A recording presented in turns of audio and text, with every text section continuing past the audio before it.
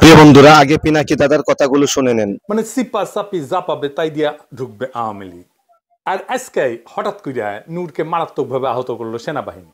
হ্যাঁ, সেনাবাহিনী, পুলিশ কিছু দেখা গেছে, কিন্তু পুলিশের তরফ থেকে কোনো নির্দেশনা যায়নি, গেছে সেনাবাহিনীর তরফ থেকে। আগে দেখি এই হামলায় সেনাবাহিনীর কে কে ছিল।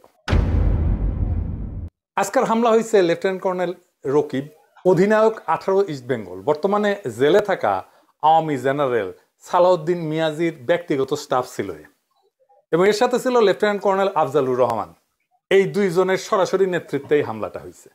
আর হামলার মূল হোতা, মানে যার কাছ থেকে পারমিশন এসেছে, সে হচ্ছে 9ম পদাতিক ডিভিশনের জিওসি মেজর জেনারেল আসাদ আর এক আওয়ামী লেসপেন্সার।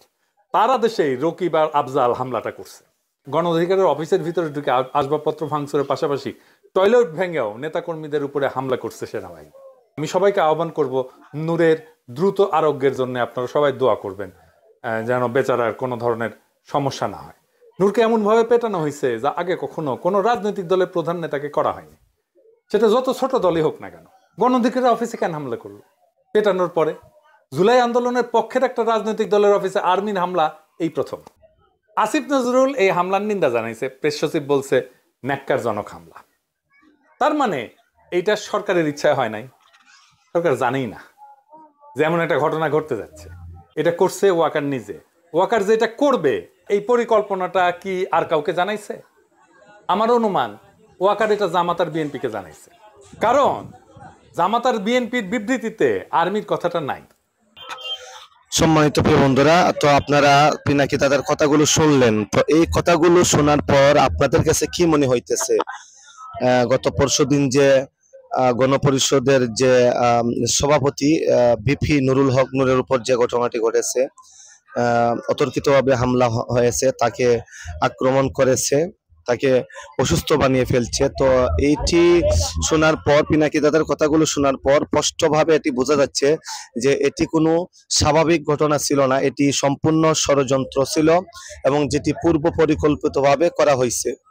আর এখানে কিন্তু দোষারোপ করা হচ্ছে কিন্তু জাপার নেতাকর্মীদেরকে কিন্তু দোষারোপ করা হচ্ছে। তো আমার কাছে বিষয়টি মনে হইতেছে এখানে জাপার নেতাকর্মীরা বা জাপার লোকেরা এখানে জাস্ট একটু ইস্যু মাত্র, তাদেরকে শুধু ব্যবহার করা হয়েছে। আসলে তাদেরও কোনো দোষ নাই বা তারাও কিন্তু এটি করেনি, মূলত এটি করেছে কিন্তু প্রশাসনের লোকের নির্দেশে কিন্তু এই কাজটি করা হয়েছে। এবং প্রশাসনের লোকের আপনারা দেখেছেন ভিডিওতে যে বিপি নূরকে কিন্তু সেনা বাহিনীর লোকেরা এবং পুলিশের লোকেরা কিন্তু তাকে লাঠিচার্জ করেছে, তাকে পিটিয়েছে, কথা বুঝতে পারছেন? তো এটি কিন্তু জাপা কিন্তু একটি ইস্যু, শুধু তাদেরকে কিন্তু মধ্যখানে তাদেরকে দাঁড় করিয়েছে, কথা বুঝতে পারছেন? আর সম্পূর্ণটা কিন্তু প্রশাসনের সেনা বাহিনীর লোকদের ইঙ্গিতে কিন্তু এটি হয়েছে, যেটি পিনাকি দাতা ভিডিওতে কিন্তু বলেছেন, বিষয়টা কিন্তু ক্লিয়ার করেছেন। তো এটা আসলে কিন্তু একদম কাম্য নয়। এটা কিন্তু আমরা আশা করি না যে আমাদের সেনাবাহিনী, আমরা তাদেরকে খুব রেসপেক্ট করি, তাদেরকে সম্মান করি। একটা দেশের সেনাবাহিনী হচ্ছে সর্ব ঊর্ধ্বে যাদের মর্যাদা, যাদের সম্মান, কথা বুঝতে পারছেন, যারা দেশ রক্ষার দায়িত্বে যারা কাজ করেন সদা সর্বদা, একটা দেশের রক্ষার্থে এই সেনাবাহিনী কিন্তু দেশের জন্য সবকিছু উজাড় করে দিয়ে তারা কাজ করে থাকেন। তো আপনারা কিন্তু এই সেনাবাহিনীকে কিন্তু আমরা খুবই ভালোবাসি, রেসপেক্ট করি, সম্মান করি। 5ই আগস্ট যে একটা স্বৈর শাসকের যে একটা গণ অভ্যুত্থান ছিল, হ্যাঁ আপনারা দেখেছেন, তো সেখানেও কিন্তু দেশের সেনাবাহিনীর কিন্তু যথেষ্ট ভূমিকা ছিল। আমরা দেখেছি গত 5ই আগস্ট কিন্তু আমাদের দেশের সেনাবাহিনীরা কিন্তু যথেষ্ট ভূমিকা পালন করেছে। তারাও কিন্তু ছাত্রদের পাশে দাঁড়িয়েছিল এবং তারাও কিন্তু যথেষ্ট ছাত্রদেরকে সাপোর্ট করেছিল, কথা বুঝতে পারছেন?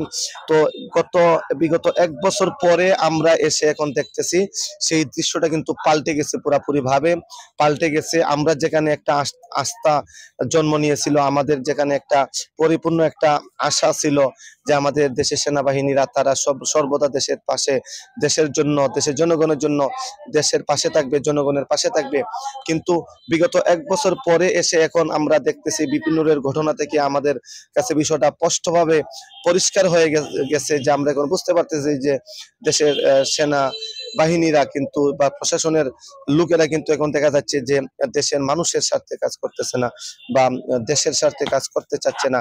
তারা কিন্তু আবারও কিন্তু এই